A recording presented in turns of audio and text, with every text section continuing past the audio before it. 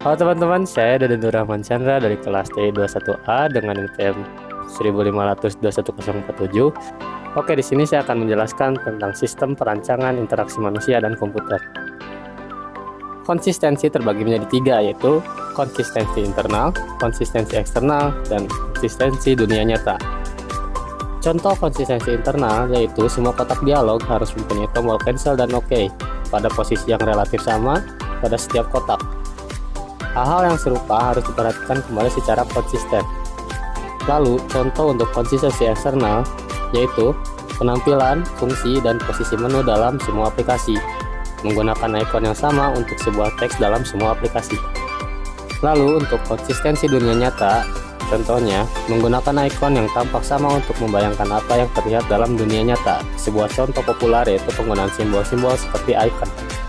Oke, untuk selanjutnya, kesesuaian dengan harapan pengguna.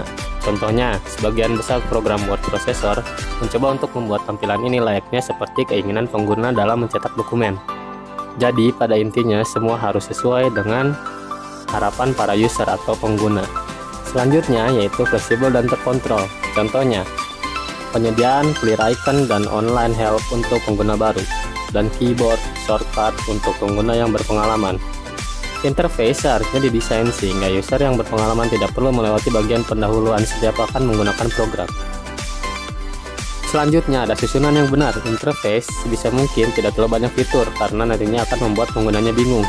Jadi, lebih baik simple tapi semuanya bisa dikerjakan dengan baik. Selanjutnya yaitu umpan balik yang informatif dan berkesinambungan. Yang pertama ada lexical feedback. Umpan balik ini adalah sistem yang mengindikasikan terima pesan tetapi tidak ada perubahan yang telah dibuat di bawah pengaruh dari sistem. Sebagai contoh, daftar nama telah diblok ketika kursor berubah bentuk dari tool yang ada. Selanjutnya ada syntactic feedback. Umpan balik ini adalah umpan balik yang membutuhkan lebih sedikit percakapan dengan pengguna tetapi masih tidak memberi isyarat dasar perubahan dalam sistem. Sebagai contoh, informasi mengenai submenu tanpa menu utama atau fakta bahwa menu tidak aktif ketika kotak dialog tidak aktif.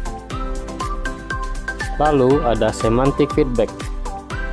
Sinyak sistem, pesan diterima dan dijalankan untuk mengetahui bahwa terdapat beberapa perubahan fundamental yang terstruktur dalam dokumen.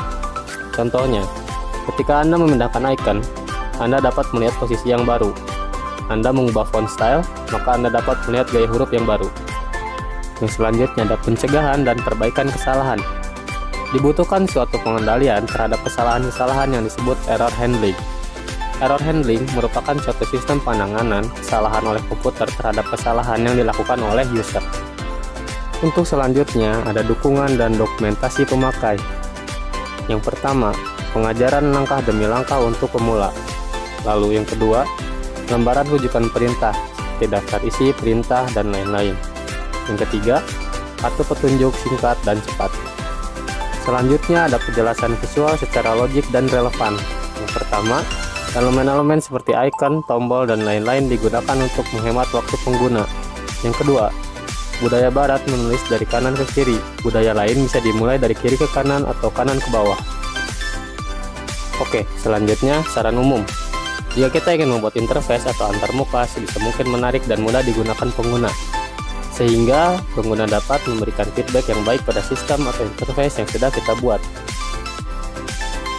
Oke, jadi kesimpulan untuk pembahasan kita kali ini yaitu, dari semua rancangan sistem di atas, kita dapat mengetahui bahwa membuat suatu interface itu rumit.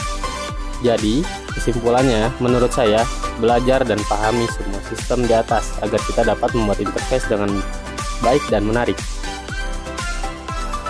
Sekian dari saya. Assalamualaikum warahmatullahi wabarakatuh. Feel this way forever. I'm Marilyn Jackson. Ooh, I am for real.